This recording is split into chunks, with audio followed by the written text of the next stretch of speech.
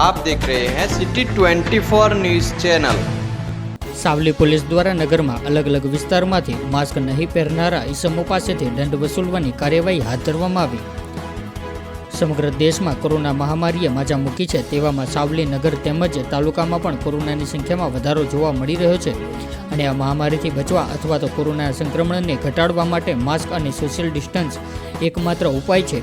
ત્યારે સાવલી પોલીસ દ્વારા આજરોજ માસ્ક નહીં પહેરનારાઓ તેમજ દુકાને ભીડ ભેગી કરીને સોશિયલ ડિસ્ટન્સિંગનું પાલન નહીં કરાવી જાહેરનામાના ભંગ કરતા કેટલાક ઇસમો સામે લાલાક કરીને દંડ વસૂલવાની કાર્યવાહી હાથ ધરવામાં આવી, જેમાં સાવલીના મેઇન બજારના વેપારીઓ તેમજ ગ્રાહકો અને શાક માર્કેટ વિસ્તારમાં પણ માસ્ક નહીં પહેરનારા ઇસમો પાસેથી તાત્કાલિક સ્થળ પર જ કાયદેસરની કાર્યવાહી કરીને દંડ વસૂલવામાં આવ્યો।